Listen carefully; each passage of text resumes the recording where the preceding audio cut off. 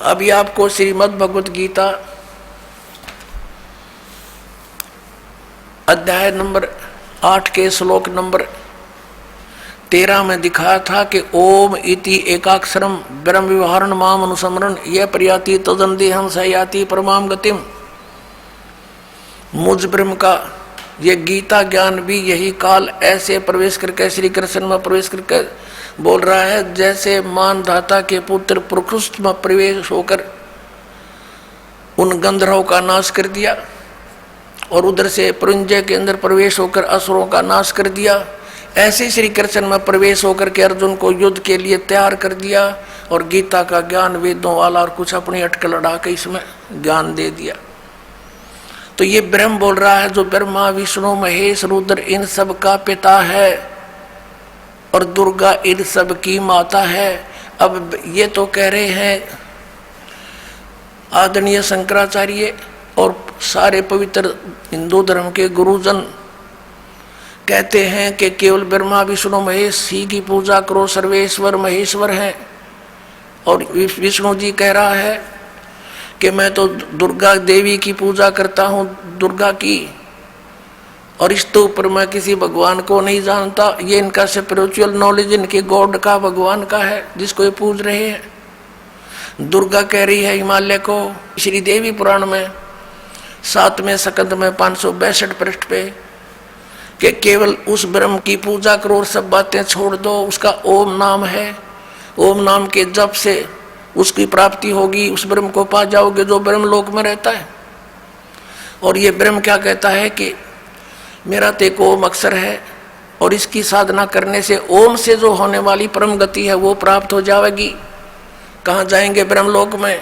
ब्रह्मलोक में गए हुए प्राणी भी फिर पुनरावृत्ति में। गीता जी अध्याय नंबर 8 के श्लोक नंबर 16 में लिखा, देखिएगा। अब ये तो आपने अध्याय नंबर 8 का और श्लोक नंबर 13 अभी पढ़ा था पहले भी, फिर देख लेते हैं। ओम इति एकाक्षरम ब्रह्म विवहारण माम अनुसमरण ये प्रयाति तदंदेहम सयाति परमाम गतिम।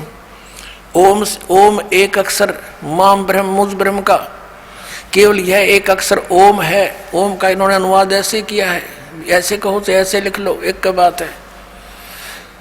तो उसकी परम गति होती है जो ओम नाम के सतर की, वो कहाँ जाता है? ब्रह्मलोक में चला जाता है। जैसे अभी आपने श्री देवी पुराण में पढ़ा कि श्री देवी जी कहती हैं कि तुम ओम नाम का जाप कर और उस ब्रह्म को प्राप्त हो जाएगा, ब्रह्मलोक में चला जाएगा। अब ब्रह्मलोक में गए प्राणी फिर पुनरावृत्ति में आते हैं, देखिएगा। ये गीता अध्याय नंबर 8 का और श्लोक नंबर 16। हे अर्जुन, ब्रह्मलोक पर्यंत सब लोग पुनरावृत्ति में हैं। यहाँ देखना, इन्होंने स्टार लगा रखे पुनरावृत्ति का, यहाँ परिभाषित किया है, अर्थात जिनको प्राप्त होकर पीछे संसार में आना पड़े, ऐसे इसको पुनरावृत्ति कहते हैं। ब्रह्मलोक तक पर्यंत, ब्रह्मलोक तक जितने भी लोग हैं उनमें गए हुए प्राणी भी पुनरावृत्ति में जन्म मृत्यु होती है। और ये स्वयं भी स्वीकार करता है गीता ज्ञानदाता कि अर्जुन तेरे और मेरे बहुत जन्म हो चुके, तू नहीं जानता मैं जानता। तो ब्रह्म इनकी पूजा करने वाला भी जन्म मृत्यु में बना रहा तो परम शांति नहीं। गीता जी अध्याय नंबर 17 के और श्लोक नंबर 23 में कहा है कि उस सच्चिदानंद ब्रह्म को पाने का किसको, जहां जाने के बाद साधक फिर लौटकर संसार में कभी नहीं आते। देखिएगा अध्याय नंबर 15 का पंचदशो अध्याय 15वां अध्याय का ये प्रथम मंत्र है कि ऊर्ध्व मूलम अधः शाखम अश्वत्थम प्राहु अव्यम छंदासी यस्य पर्णानि ये तम वेद स वेदवित्। अब ये क्या बताया है कि आदि पुरुष परमेश्वर मूल आले ऊपर को जड़ है वो तो पूर्ण परमात्मा है। अधः शाखम नीचे को शाखा, ये अनुवाद गलत किया है ब्रह्मा रूप मुख्य शाखा वाला। देखिएगा इस 2 नंबर श्लोक में अधः अधः 2 जगह है, इनका अनुवाद इन्होंने खुद किया है। यहाँ पर अधः माने नीचे, अधः माने नीचे, अधः माने नीचे, अधः माने नीचे। तो अधः यहाँ नीचे लिखना था, ऊपर को जड़ वाला ऊपर को मूल वाला आदि पुरुष परमेश्वर तो समझो उल्टा लटके संसार रूपी वृक्ष की जड़ है, और नीचे को शाखा है, ये समझो। इसकी तरफ संकेत है ये गीता जी अध्याय नंबर 15 के श्लोक नंबर 1 में, ऊर्ध्व मूलम अधः शाखम अश्वत्थम प्राहु अव्यम, ये है वो उल्टा लटका हुआ संसार रूपी वृक्ष, ऊपर को जड़ और नीचे को शाखा वाला। अब तीनों गुण यहाँ देखिएगा। अब गीता जी अध्याय नंबर 15 का श्लोक नंबर हम 1 पढ़ रहे हैं। इसका अर्थ है कि जो ऊपर को जड़ नीचे को शाखा, बिल्कुल स्पष्ट है, अधः शाखम। इन्होंने तो अड़ंगा डांड मतलब था, ज्ञान था ही नहीं। संसार रूपी पीपल के वृक्ष को अविनाशी कहते हैं। वेद जिसके पत्ते कहे गए हैं, उस संसार वृक्ष को जो पुरुष मूल सही तत्व से जानता है, स वेदवित, वह वेद के तात्पर्य को जानने वाला है, अर्थात वो तत्वदर्शी संत है। सह वेदवित तत्व से जानता है तो वह वेद के तात्पर्य को जानने वाला था, तो तत्वदर्शी संत है, इसका अर्थ ये। और फिर हम ज्यादा ना कहकर हम सिर्फ ये लेंगे कि 15वें अध्याय के 4 श्लोक में स्पष्ट किया है कि जब तत्वदर्शी संत मिल जा तो तत्व ज्ञान रूपी शस्त्र के द्वारा इस ज्ञान रूपी अंधकार को समझकर इसका नाश करके उसके पश्चात परमेश्वर के उस परम पद की खोज करनी चाहिए, जहां जाने के बाद साधक फिर लौटकर कभी संसार में नहीं आते। देखिएगा यहां से लेंगे क्या लिखा कि उस संसार वृक्ष की तीनों गुण रूप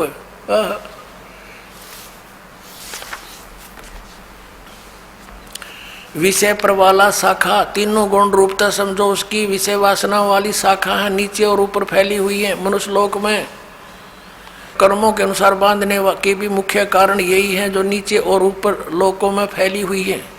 ऊपर स्वर्ग लोक में, नीचे पाताल लोक में, पृथ्वी लोक पर ज्ञान बोला ही जा रहा है। अब ये तीनों गुण रूपी शाखा है। 3 गुण क्या है? रजगुण ब्रह्मा, सतगुण विष्णु, तमगुण शिव जी। देखिए मार्कंडेय पुराण, प्रकाशक मुद्रक हैं, गीता प्रेस गोरखपुर, गोविंद भवन कार्यालय कोलकाता का संस्थान। ये इनके फैक्स और फोन नंबर है। इसके 123 पृष्ठ पर देखिएगा, ये संक्षिप्त मार्कंडेय पुराण 122 के नीचे आएंगे, फिर साथ में इधर 23 है। अब मार्कंडेय जी बोले मुने, अब यहां जाते इसके सामने ही, इस प्रकार स्वयंभू परमात्मा की 3 अवस्थाएं हैं।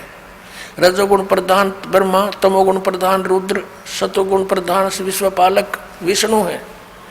ये ही 3 देवता हैं और ये ही 3 गुण हैं। कंसेप्ट क्लियर हुआ? समझदार को संकेत ही बहुत होता है। अब फिर पढ़िएगा इस पवित्र श्रीमद् भगवत गीता अध्याय नंबर 15 के श्लोक नंबर 1, 2 से आगे। एक तो पढ़ लिया आपने, अब 2 को देखिए। अध्याय नंबर 15 श्रीमद् भगवत गीता नंबर 2 में क्या कहा है कि इस संसार वृक्ष की तीनों गुण, रजगुण ब्रह्मा, सतगुण विष्णु, तमगुण शिव जी रूपी शाखा। परमेश्वर कबीर जी ने आकर बताया था कि जो संत संसार रूपी वृक्ष के सभी विभागों को भिन्न भिन्न बता देता है, सवेदवित, वह तत्वदर्शी संत है। कबीर परमेश्वर ने 600 वर्ष पहले कहा था, अक्षर पुरुष एक पेड़ है, निरंजन यानी क्षर पुरुष वा की डार, और तीनों देवा शाखा हैं, ये पात रूप संसार है। तो वो थे भगवान जो तत्वदर्शी संत की भूमिका करने आते ही आते हैं, वो ज्ञान वही समझाते हैं। तो ये बता कि तीनों गुण, रजगुण ब्रह्मा, सतगुण विष्णु, तमगुण शिव जी, ये जड़ तो पूर्ण परमात्मा स्वयं परम अक्षर ब्रह्म कबीर देव कबीर साहब हैं, ये कबीर साहब हैं। और अक्षर पुरुष ये तना है, शर पुरुष ये डार है। इसके 3 पुत्र हैं, रजगुण ब्रह्मा, सतगुण विष्णु, तमगुण शिव जी, ये शाखा है। और पात रूप ये सब यहाँ के तीनों लोकों के प्राणी हैं। अब आपके ये पवित्र श्रीमद् भगवद गीता जैसा पवित्र सदग्रंथ समझ में आवेगा। अभी तक तो इन्होंने अज्ञान बना रखा था, सब कुछ श्री कृष्ण को ही बना रखा था, यानी विष्णु जी को ही। देखिएगा अध्याय नंबर 15 का श्लोक नंबर 2 हमने पढ़ रहे हैं हम। उस संसार वृक्ष की तीनों गुण, रजगुण ब्रह्मा, सदगुण विष्णु, तमगुण शिव जी, ये जल से बड़ी हुई नहीं। विषय परवाला शाखा, ये तो शाखा है, नीचे और ऊपर फैली हुई है, यानी तीन लोकों पर, पाताल लोक, पृथ्वी लोक और स्वर्ग लोक पर इन भगवानों का आधिपत्य है। एक एक गुण का एक एक विभाग के मंत्री हैं ये, और कर्मों के अनुसार बांधने वाली भी मुख्य कारण, मुख्य जड़ें, यानी ये हमें यहाँ बांधे रखती हैं, फंसाए रखते हैं, नीचे और ऊपर फैली हुई है, सभी लोकों में नहीं, ऊपर और नीचे फैली है। अब तीसरे में कह, गीता ज्ञानदाता कहता है इस संसार का स्वरूप जैसा कहा है वैसा यहाँ विचार काल में नहीं पाया जाता। अब क्या कहता है ये गीता ज्ञानदाता, कि जो तेरा और मेरा डिस्कशन चल रहा है इस गीता के ज्ञान में, मैं इस पूरे ब्रह्मांडों के सारे संसार रूपी वृक्ष की यानी सभी ब्रह्मांडों की जानकारी नहीं रखता, मुझे इसके आदि और अंत का, सतिथि का कोई ज्ञान नहीं। इससे ये भी सिद्ध हो गया कि गीता ज्ञान दाता जो है ये सर्जन करता नहीं है, ब्रह्मांडों का रचने वाला नहीं है, वो कोई और भगवान है जिसने सब ब्रह्मांड रचे। देखिएगा 15वें अध्याय का 3, ये क्या कहता है कि इस संसार वृक्ष का स्वरूप जैसा कहा है वैसा यहाँ विचार काल में, तेरे मेरे डिस्कशन में, गीता जी के ज्ञान में नहीं पाया जाता, क्योंकि न इसका आदि है और न इसका अंत है, यानी मुझे इसके आदि अंत का कोई ज्ञान नहीं, गीता ज्ञानदाता कहता है, और न इसकी अच्छी प्रकार सतिथि है। इसलिए इस सुविरुद्ध मूलम, मूल कौन है? परम अक्षर ब्रह्म और ऊपर के लोक, वो तो अविनाशी हैं, शुद्ध अति दृढ़ हैं, और नीचे के अति दृढ़ मूल वाले अश्वत्थम, इस पीपल के वृक्ष को, संसार रूपी वृक्ष को, दृढ़ेन दृढ़ असंख्य शस्त्रेण, वैराग रूप नहीं, तत्व ज्ञान रूपी शस्त्र द्वारा काट कर, अर्थात उस तत्व ज्ञान से तत्वदर्शी संत मिलने के पश्चात उसको अच्छी तरह समझकर, अब चौथा 15 में जाएगा, चौथा, उसके पश्चात उस परम पद रूप परमेश्वर को भली भांति खोजना चाहिए, जिसमें गए हुए पुरुष यानी साधक फिर लौटकर संसार में नहीं आते, और जिस परमेश्वर से पुरातन संसार वृक्ष की प्रवृत्ति विस्तार को प्राप्त हुई है, अर्थात जिस परमात्मा ने सारे संसार रूपी वृक्ष की रचना की है, सारे ब्रह्मांडों की रचना की है, उसी आदि पुरुष नारायण की मैं शरण हूँ, आदम पुरुषम, उसी आदि पुरुष यानी गीता ज्ञानदाता से कोई अन्य है उसकी शरण में हूँ, इस प्रकार दृढ़ निश्चय करके उस परमेश्वर का पर्वदेवा ने पूजा करनी चाहिए। ये तो अपनी अटक लड़ाते हैं, जैसा ये करते हैं ध्यान दोन, परपदेवा ने उसकी पूजा करनी चाहिए। गीता ज्ञानदाता कहता है कोई और है वो पूज्य। पुण्यात्मा, सुबह के सत्संग में विषय था कि 3 परमात्मा मुख्य रूप में, 3 पुरुष, सरपुरुष, अक्षर पुरुष और परम अक्षर पुरुष। तो यहाँ पर जो परम अक्षर पुरुष है, हम उसकी तरफ संकेत करते हैं कि वो है वो पूज्य। वो कौन है? स्वयं कबीर भगवान है, कबीर देव है, जिसने 600 वर्ष पहले आकर वो लीला की थी जो वेद बताते हैं और हमारे सदग्रंथों में विद्यमान है। अब इस विषय को ज्यादा ना बढ़ाकर दास उस प्रसंग पर आते हैं कि गीता ज्ञान दाता तो कहता है कि उस परम अक्षर ब्रह्म की पूजा करो, उसके विषय में तत्वदर्शी संतों के पास जाओ, जैसे चौथे अध्याय के 34वें श्लोक में कहा है, अध्याय नंबर 4 के श्लोक नंबर हम 32 को पढ़ेंगे। ये 32 इस प्रकार यानी 25 से लेकर 31 तक इस प्रकार और भी बहुत तरह के यज्ञ यानी धार्मिक अनुष्ठान की जानकारी ब्रह्मण्य मुखे, यहाँ गलत कर दिया ना वेद की वाणी। देखिए 17वें अध्याय के 23वें श्लोक में स्वयं ब्रह्मण्य माने, ये देखिएगा अध्याय नंबर 17 का और श्लोक नंबर 23, इसमें क्या कहा है कि ओम तत्सत इति निर्देश है ब्रह्मण्य तिर्विद समर्थ। ब्राह्मणा तेन वेदा च यज्ञा च विहिता पुरा। अब यहाँ ओम ओम तत् तत् सत सत, ये दो सांकेतिक शब्द हैं, दास बताएगा। इति यह तीन प्रकार का सच्चिदानंद घन ब्रह्म, ब्रह्मणे माने सच्चिदानंद घन ब्रह्म का नाम कहा है। यहाँ सच ब्रह्मणे माने सच्चिदानंद घन ब्रह्म गीता ज्ञानदाता से अन्य है। तो यहाँ इन्होंने चौथे अध्याय के 32वें श्लोक में अनरच कर दिया। इस ब्रह्मणे शब्द है ब्रह्मणे मुखे एवं विबहुविधा, इस प्रकार बहुत प्रकार की यज्ञ माने धार्मिक अनुष्ठान, वितिता माने विस्तार पूर्वक ब्रह्मणे मुखे सच्चिदानंद घन ब्रह्म के द्वारा अपने मुख कमल से बोले गए हैं, वो तत्व ज्ञान है। इस प्रकार और भी बहुत प्रकार के यज्ञ यानी धार्मिक अनुष्ठानों की जानकारी यहाँ लिखना था। सच्चिदानंद घन ब्रह्म की वाणी में, कबीर वाणी में विस्तार से कहे गए हैं। उन सब को तू कर्म जान, जैसा भी होने वाला जान, इस प्रकार तत्व से जानकर तू उनके अनुष्ठान द्वारा, उस साधना के द्वारा कर्म बंधन से तू सर्वथा मुक्त हो जाएगा। अब यहाँ देखिएगा चौथे अध्याय के 34वें श्लोक में इसने कहा है, चौथे अध्याय के 34वें श्लोक में इसने कहा है, गीता ज्ञानदाता ने उस ज्ञान को, वो तत्व ज्ञान है जो सच्चिदानंद घन ब्रह्म ने अपने मुख से बोला है, वो कबीर वाणी, वो तत्व ज्ञान है। उस ज्ञान को तू तत्वदर्शी ज्ञानियों के पास जाकर समझ, उनको भली भांति दंडवत प्रणाम करने से, उनकी सेवा करने से और कपट छोड़कर सरलता पूर्वक प्रसन्न करने से वे परमात्म तत्व को भली भांति जानने वाले तत्वदर्शी न, तत्वदर्शी न माने तत्वदर्शी संत ज्ञानी महात्मा तुझको तत्व ज्ञान का उपदेश करेंगे। गीता अध्याय नंबर 17 के श्लोक नंबर 23 में गीता ज्ञानदाता कहता हूँ सच्चिदानंद घन ब्रह्म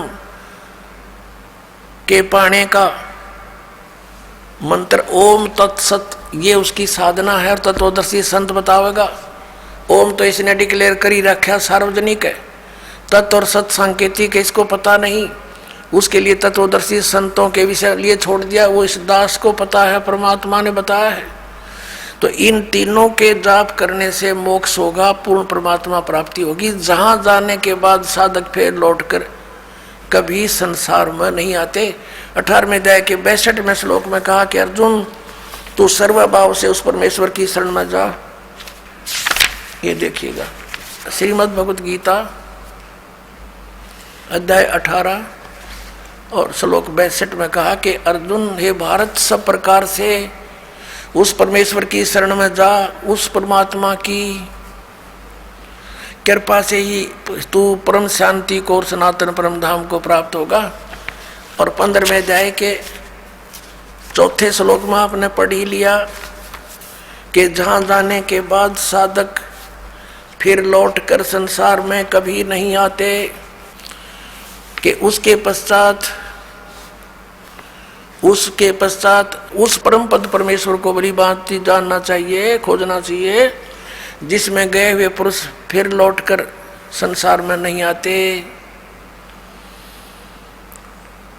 और जिस परमेश्वर से सारे ब्रह्मांडों के संसार रूपी वृक्ष की, पुरातन संसार रूपी वृक्ष की प्रवृत्ति विस्तार को प्राप्त हुई है, और उसी आदि पुरुष नारायण की मैं शरण हूँ, और उस परमेश्वर का ही पूजा करनी चाहिए, भक्ति करनी चाहिए। इसका ही सिद्ध है।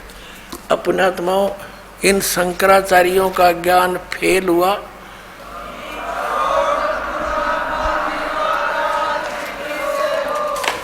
अपने आत्माओं ये दास अभिमान से नहीं कहता, क्योंकि ज्ञान ना तो इन शंकराचार्यों का बनाया हुआ, ये तो वेदों और गीता और पुराणों में लिखा है, ये उसको समझ नहीं सके, दास समझ गया, बस इतनी सी बात है। अब देखिएगा, हमने 11 अक्टूबर सन 2009 को इन सभी आदरणीय शंकराचार्यों से प्रार्थना की थी कि आप जी आध्यात्मिक ज्ञान चर्चा के लिए पधारें,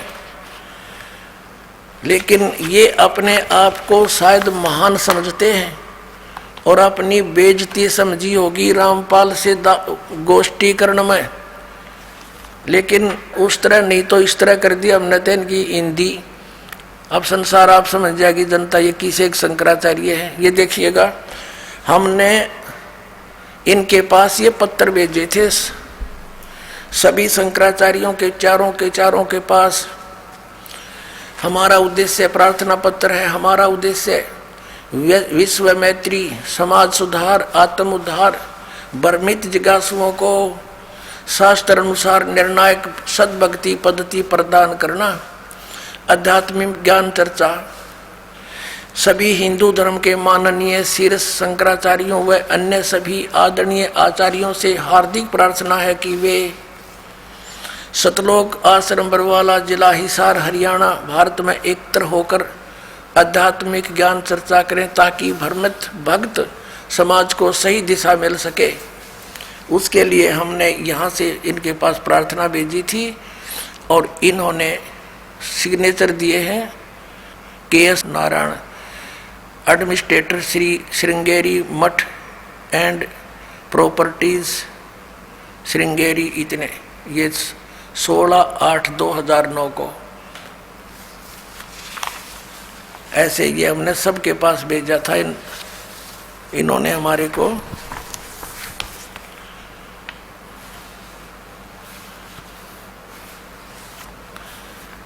ये पत्र प्राप्त किया। प्रेमचंद्र उपाध्याय, प्रबंधक ज्योतिष मठ, ज्योतिष आचार्य ज्योतिष मठ, उसको। तो इस तरह हमने बाई हैंड ले जाके, बाई रजिस्ट्री करवा के, और वो दिन रखा था और 2 चैनलों के माध्यम से करना था। देखिएगा, इन्हीं पत्रों में है ये, इन्हीं पत्रों में ये है, यहाँ पर लिखा है।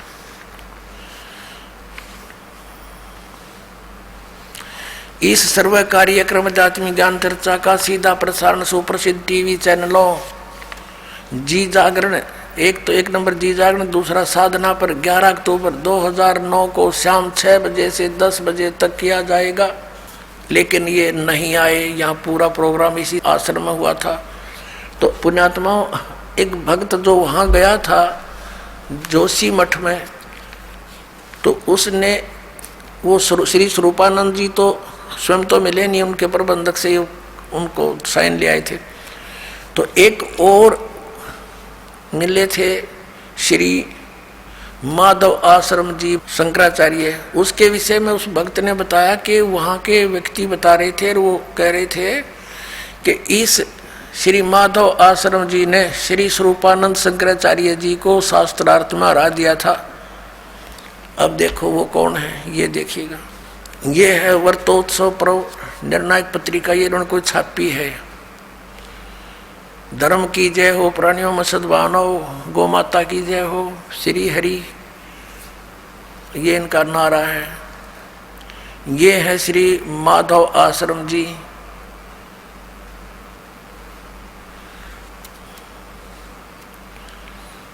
ज्योतिष पीठाधीश्वर, ये कहते हैं मैं अधिकारी, ये अपना अधिकार मानते हैं उस पर। ज्योतिष पीठाधीश्वर श्री मजद गुरु शंकराचार्य अनंत श्री विभूषित श्री स्वामी माधव आश्रम जी महाराज, ज्योतिर्मठ बद्रिकाश्रम हिमालय, श्री कृष्ण बौद्ध धाम 7 शंकराचार्य मार्ग, सिविल लाइन, दिल्ली चम्बन से ये यहाँ छपी है। और इनका भगवान कौन है, ये इनके भगवान देखिएगा। समाचार पत्र पंजीकृत, धर्म सम्राट, ये नाम कोई है इनका। जगत गुरु शंकराचार्य ज्योतिष पीठाधीश्वर अनंत श्री स्वामी माधव आश्रम जी महाराज, बद्रिकाश्रम हिमालय अध्यक्ष अखिल भारतवर्षीय धर्म संघ, ये इनके पूज्य देवता हैं। भगवान राम परिवार। अब न्यू क्या है, वो वहाँ के लोग कह रहे थे कि इसने श्री माधव आश्रम जी ने, इसका नाम है आदरणीय शंकराचार्य का माधव आश्रम जी महाराज, इन्होंने स्वरूपानंद जी को हरा दिया और पूजा इनकी आए है। ये इनके भगवान। इन रजगुण ब्रह्मा, सतगुण विष्णु, तम गुण शिव जी, इन तीनों देवताओं की पूजा श्रीमद् भगवत गीता जी के अंदर मना किया है 7वें अध्याय के 10 से लेकर 12 और 20 से लेकर 23 के श्लोक में। वो आने वाले समय में आपको दिखाएंगे और ये उन्हीं की पूजा करते हैं। तो पुण्यात्माओं, सौभाग्य आपका, आपको सत्संग मिला इस बरवाला आश्रम में। पूरे विश्व में कहीं भी सत्संग नहीं है। बोलो सतगुरुदेव की जय हो। परम पिता परमात्मा पूर्ण ब्रह्म सारी सृष्टि के रचनहार कबीर परमेश्वर जी की असीम कृपा से आप पुण्यात्माएं सत्संग सुनने के लिए उपस्थित हुए। परमात्मा बताते हैं, मात पिता मिल जाएंगे 184 माँ, सतगुरु सेवा और भक्ति या फेर मिलन की ना। परमात्मा स्वयं आकर के हमें जगाते हैं। हम मोह ममता की गहरी नींद में सोए हुए होते हैं। वो परमपिता परमात्मा दयालु भगवान हमें आकर के याद दिलाते हैं, मानुष जन्म दुर्लभ है, मिले न बारंबार, जैसे तरवर से पत्ता टूट गिरे वो बोर न लगता डार। मानुष जन्म पाए कर जो नहीं रटे हरि नाम, जैसे कुआ जल बिना फिर बनवाया क्या काम। बिन उपदेश अचंभ है ये क्यों जीवत है प्राण, भक्ति बिना काठोर है वो नर नाही पाषाण। अगम निगम को खोज ले बुद्धि विवेक विचार, उदय अस्त का राज मिले तो बिन नाम बेगारे। राम रटत कोडी भला, चू चू पड़े जो चामे, ये सुंदर शरीर किस काम का, जामुख नाही नाम। राम रटत दारिद्र भलो, टूटी घर की छान, वो सुंदर महल किस काम के, जहाँ भक्ति नहीं भगवान।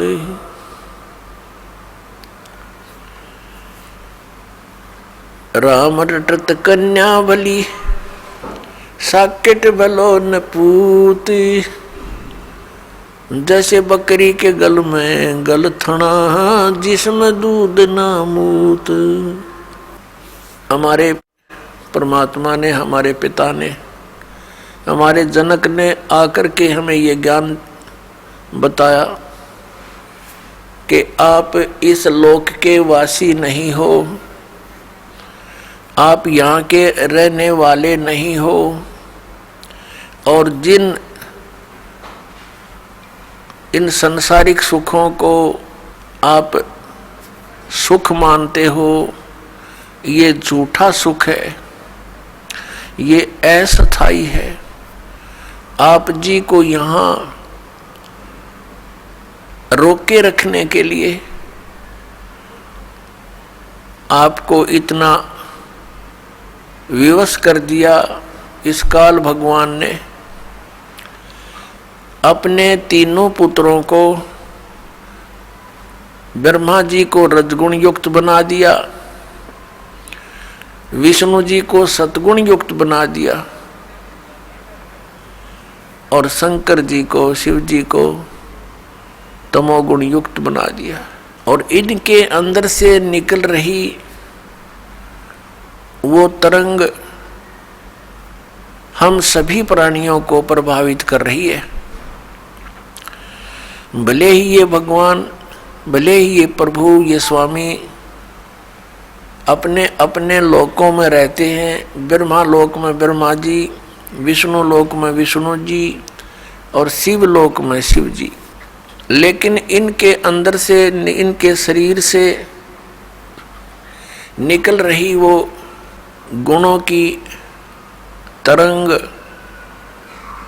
वो हमें प्रभावित कर रही है यहाँ बैठों को। इन भगवानों के अंतर्गत, इन स्वामियों के अंतर्गत 3 लोक आते हैं। ये पृथ्वी लोक, ऊपर स्वर्गलोक और नीचे पाताल लोक। इन 3 लोकों में प्राणी हैं और इनसे बाहर के जो प्राणी हैं वो इनकी रेंज से बाहर हैं, बाहर के दूसरे लोकों में जो है।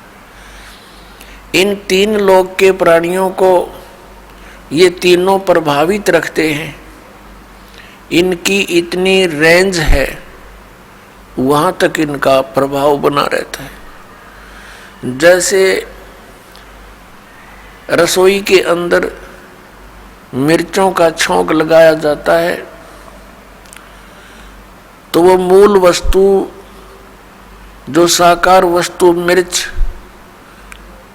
रसोई में विद्यमान है, उसका छौंक लगा, उस छौंक से निकली हुई तरंग दूसरे कमरों में, दूसरे कक्षों में पहुंची और वहां बैठे व्यक्तियों को भी छींकें आने लगी।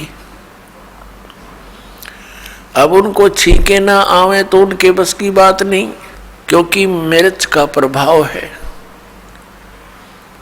और साकार वस्तु रसोई में उसके निराकार गुण ने, शक्ति ने दूसरे कक्षों में बैठे व्यक्तियों को भी प्रभावित कर दिया।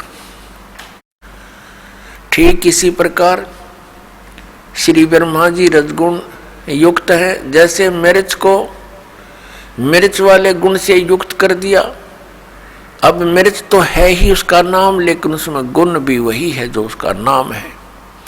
तो वो गुण भी और वही है और मिर्च भी वही है। इसी प्रकार ये ब्रह्मा जी रजगुण है तो ये गुण भी यही है, क्योंकि इसी से हम प्रभावित होते हैं। और ब्रह्मा कहो चाहे इसको रजगुण कहो। इसी प्रकार अन्य इन दोनों भगवानों की, सतगुण विष्णु, तमगुण शिव जी समझो। परमात्मा ने आके बताया कि तुम्हारे को बड़े सुनियोजित तरीके से षड्यंत्र रचकर आपको यहाँ रोक रखा है। अपने आत्मा, आप बहुत भोले हो, बालक हो इस भगवान के मार्ग में, और बालक की इतनी बुद्धि नहीं होती वो अपने हानि और लाभ को सोच ले। आप तो इतने अबोध बच्चे हो जब तक आपको तत्व ज्ञान नहीं होता। जैसे एक छोटा सा बच्चा, 1-1.5-2 वर्ष का बालक, उसको ज्ञान ही नहीं किसी भी पदार्थ का, ये अच्छा है या बुरा है। वो छोटा सा बालक किसी भी ऐसी वस्तु को, जैसे अग्नि में हाथ दे देता है, गर्म दूध है रखा है गिलास में, उसको हाथ मारता है, गिरा लेता है, आप भी जल जाता है, हाथ भी जल जाता है। तो ऐसे उसको पता ही नहीं और फिर रोता है।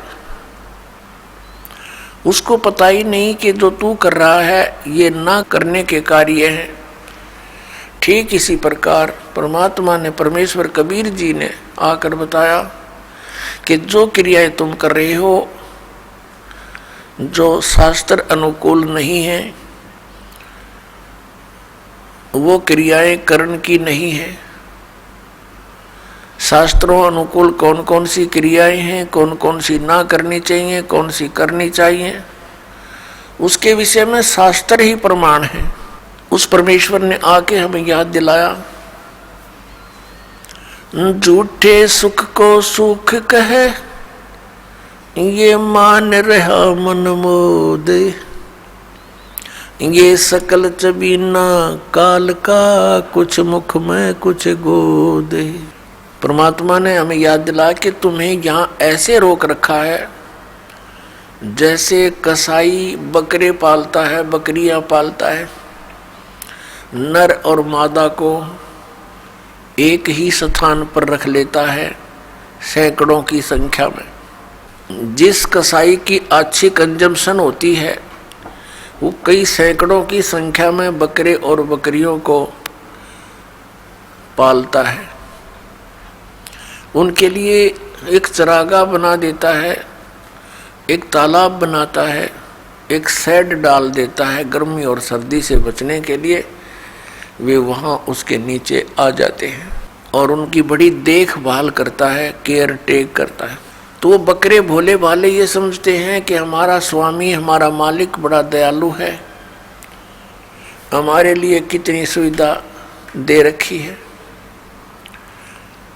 लेकिन उनको ये ज्ञान नहीं कि जब तुम्हारे यहाँ से वो किसी के बेटे को निकाल ले जाता है, किसी की बेटी को, किसी की माँ को, किसी के भाई या पिता को, तो उस समय इसकी दयालुता तुम्हारी बुद्धि में नहीं रहती।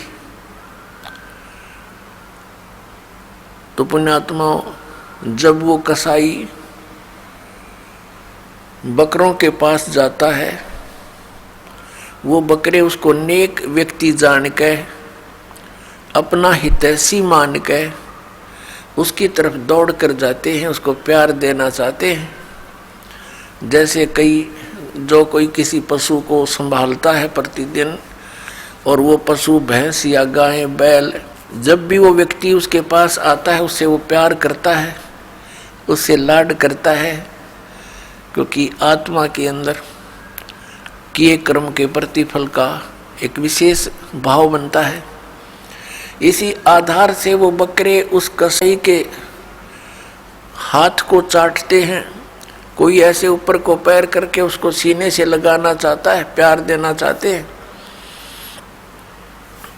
अब वो ऐसे पकड़ कर देखता है, बकरों को हाथ लगा कर देखता है जगह जगह से। वो तो ये देख रहा है इसमें यो कितना मांस चढ़ गया, इसका ऊपर कितने कै किलो का बिकेगा, और वो चाटते उसको लाड देते हैं, ऐसे जीभ से चाट चाट कर प्यार देते हैं। बड़ा नेक आदमी है, और वो एस्टीमेट लगा लग रहा है यो कितने का बिकेगा। परमात्मा ने आके बताया कि ठीक इसी प्रकार खाई खुराका पैन पोशाका यम का बकरा पलता है। कहते हैं खाई खुराका और पैर पोशाका, यहाँ यम का बकरा पलता है। इस काल के बकरे पल रहे हो तुम। आप देखते हो पीछे से एक श्रद्धालु सत्संग से जा रहे थे, सच्चा सौदा सिरसा वाले के पेपर में आई थी, और उसके 6 सदस्य यानी टोटल कुल के कुल सारे मर गए एक्सीडेंट में, एक बुढ़ा बच गया। और हम कई जगह देखते हैं, जैसे एक बार भूकंप आया था गुजरात के अंदर, और सभी व्यक्ति 26 जनवरी यानी गणतंत्र दिवस भारत का मनाने के लिए तैयार थे। सन 2000 की बात है, 26 जनवरी की। ऐसा भयंकर भूकंप आया, 26 जनवरी की छुट्टी थी। कर्मचारी अधिकारी सब अपने घरों पर टेलीविज़न के सामने बैठे थे कि आज अपने गणतंत्र दिवस की झांकी देखेंगे। ऐसा भयंकर भूकंप आया, जिन मकानों को, कोठियों को, संपत्ति को बनाने में सारा जीवन न्यौछावर कर दिया, उन्हीं कोठियों के नीचे दब के पूरे के पूरे परिवार नष्ट हो गए। पुण्यात्माओं, इस काल ने आप और हमारे ऊपर इतना प्रेशर डाल रखा है, तीनों गुणों का 3 इंजेक्शन लगा रखे हमारे, ये लगे ही रहते हैं, इनका प्रभाव हमारे ऊपर बना ही रहता है कंटिन्यूसली। तो उसके कारण हम इतने प्रभावित हैं कि हम अपने उद्देश्य को ही भूल चुके हैं। अब विचार करो, जो व्यक्ति उस भूकंप में मर गए या दुर्घटना में मर गए, वो कौन सी क्रियाएं किया करते थे, उनके क्या उद्देश्य थे, उनकी कितनी इच्छाएं थी,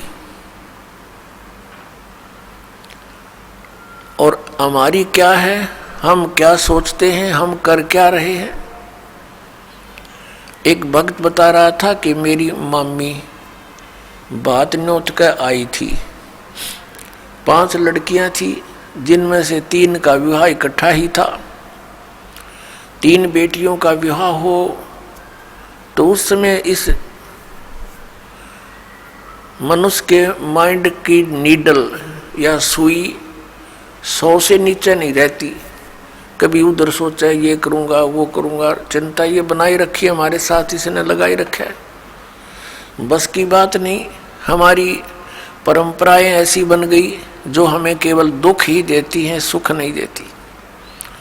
विवाह के अंदर भात न्योत का आना, फिर एक विवाह फिर उन भाइयों का शुरू हो जाता है, एक बहन का शुरू हो रहा है। तो इस तरह हम अपनी परंपराओं को, रीतियों को गलत बनाकर भी 90% दुखी हैं। अब वो रोहतक बस स्टैंड पर खड़ी थी, एक बस से उतरी थी, दूसरी का इंतजार कर रही थी, और खड़ी खड़ी सोच भी रही थी, क्योंकि जिसके 3 बेटियों का ब्याह हो, जो अनुपदेशी है, हमारे भगत तो अब इस बीमारी और बुराई से कति दूर हो जाएंगे। ज्ञान से होंगे, कोई प्रतिबंध से नहीं होती ये बातें। बच्चों का विवाह भगवान ने कर रखा होता है, या हमारी भूल है बाद में जो ड्रामाबाजी, नाचा कूदी, डीजे बजाना, फंड करना, ये कोरी बकवाद है। ये इस विवाह के समय में, इतने पुण्य संयोग के समय में ऐसे बकवाद नहीं करनी चाहिए। कोई घूटी ला रहा है, कोई नाचे कूद है, ये कोई बात हुई? ब्याह किसी का नाचे कोई, ये कोई सांग होया, कोई अकल हुई? लाडू कोई खावे और कूदे कोई, बता कोई बात है यार? तो इस तरह की हम अज्ञान से अपने ऊपर एक न्यारा वजन और रखे बैठे हैं, ये भी हटाना, हमने बिल्कुल हटाना पड़ेगा। भक्ति तभी चलेगी, भगत तभी बनेंगे। अब वो पता नहीं क्या क्या विचार कर रही थी, वहाँ ऐसे करूँगी, ऐसा करूँगी, वो ऐसा लाना है, वो फलाना ऐसा करना है, लड़की के कपड़े बनवाने हैं, यानी 100 चिंताएं होती है। वहाँ पिलर के साथ खड़ी खड़ी ऐसे ही चिंतन कर रही थी, कहीं और घूम रही थी, खड़ी थी वहीं पर। एक ड्राइवर ने बस बैक करके सेट करनी थी अपने स्थान पे, कंडक्टर लग गया खुले पैसे देन, किसी के बकाया थे वो बकाया पैसे। ड्राइवर ने सोची तू लाग फटाफट बस को, उसने बस बैक करी, वह ज़्यादा टेढ़ी होकर पिलर की सीधी होगी, उसने दिखा नहीं दूसरी साइड में, वह पीछे जाकर, और उस बहन ने भी ध्यान नहीं, क्योंकि वो तो सोच विचार में बड़ी थी, उसकी छाती पर आकर लगी बस पाछे तर पीछे पिलर का सारा खड़िए थी, वह वहीं पर आध घंटे में तड़प कर मर गई। अब वो ब्याह भी रह गया, और जो इधर उधर की जो 1 सेकंड का चैन नहीं था, अब वो कहाँ गई? तो पुण्यात्माओं, हम कति बालक हैं, हमें डर नहीं रहा, हमें याद नहीं रहा वो जाने का समय, और जब तक हमें यहाँ से जाने का समय याद नहीं रहेगा, हम भक्त नहीं बन सकते, हम बुराई से बच नहीं सकते।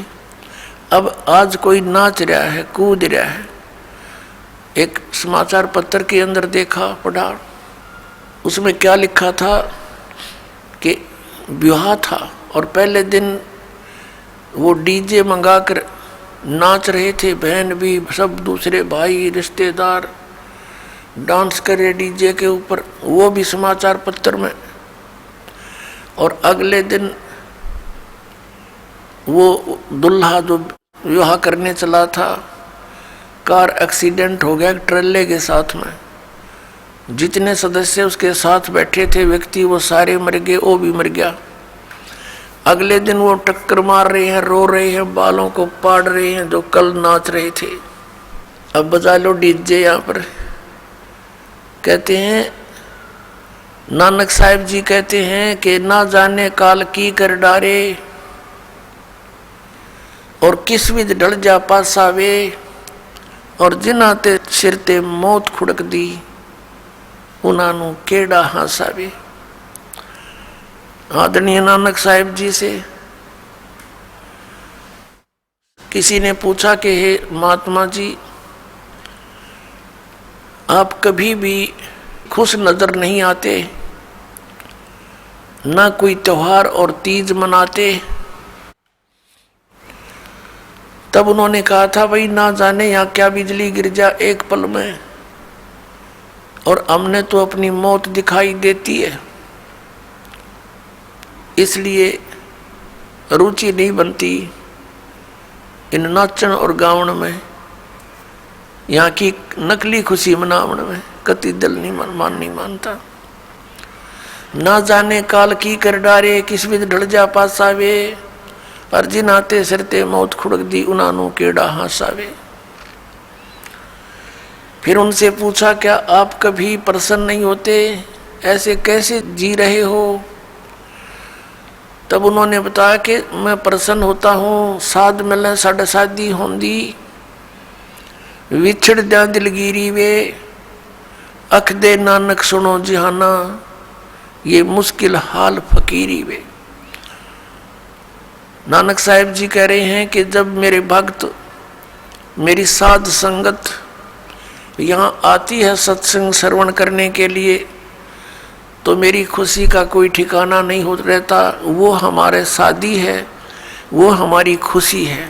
और जब ये वापस जाते हैं संसार में यहाँ से, तो फिर मुझे दिलगिरी होती है, बहुत परेशानी, दुख हो जाता है, चिंता लग जाती है कि कहीं ऐसा ना हो ये मेरे बच्चों को, जिनको मैंने मुश्किल से मार्ग पर लाया है, सत्य बताया है, परमात्मा का सच्चा ज्ञान समझाया है, कहीं कोई काल, क्योंकि संसार में इस ज्ञान के जानने वाले व्यक्ति नहीं हैं।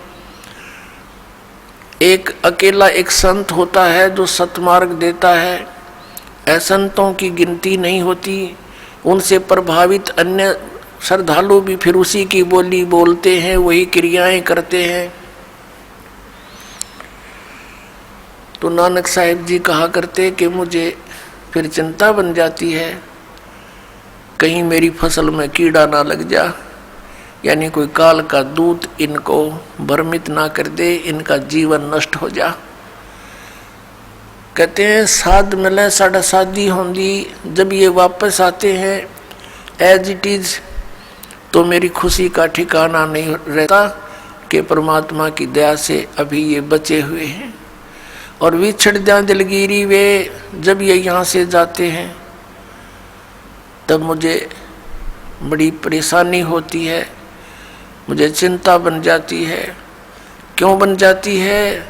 अख दे नानक सुनो जिहाना, मुश्किल हाल फकीरी वे। फकीरी में भक्ति, फकीर का अर्थ होता है सभी बुराइयों से हटकर सबका परित्याग करके भक्ति करे। तो जैसे भी बुराइयां कुरीतियां संतों ने हटाने की चेष्टा की, तो अन्य समाज ने उसको लगाने की चेष्टा की। तो जिस कारण से भक्त और संसार के अंदर सदा से ही विरोध बना रहा, क्योंकि संसार की जो रीतियां रिवाज हैं वो काल प्रेरित है, वो यही रहने की है। और संतों की मर्यादा इस काल की मर्यादाओं से हटकर है, वो भक्ति बाधक है। इसलिए अन्य समाज के लोग कहते हैं देखो इन्होंने तो माता धोकनी भी छोड़ दी, इन्होंने तो बाबा श्याम जी भी नहीं पूज रहे हैं, ये तो ऐसे भी नहीं कर रहे हैं, ये तो दिवाली भी नहीं मना रहे हैं, ये कैसे हो गए हैं, इन तो बट्ठा बैठा दिया। एक भक्त बतावा था, कहने लगा जी आज 10 वर्ष हो गए हमने कोई त्योहार नहीं मना लिया। नाम लिया था उसने उस दिन, फिर वो अपने दुख गिनावा था। कह रहा था जी हमने 10 वर्ष हो गए हमारा त्योहार नहीं मन लिया, ना होली ना दिवाली ना तीज ना कोई अन्य। क्या कारण कि हमारा परिवार है, कभी तो हमारे घर में कोई खुद जवान भाई की मृत्यु हो जाती है, 1 वर्ष उसकी चिंता पूरी होती है, तब तक दूसरा कोई रिश्तेदार निकट में, जैसे बहन का पति मर गया, फिर त्योहार मने नहीं, फिर कोई बिल्कुल साथ में का केताऊ का मर गया जवान, फिर ऐसे फिर लड़का मर गया। 10 वर्ष हो गए हमने त्योहार नहीं बना लिया।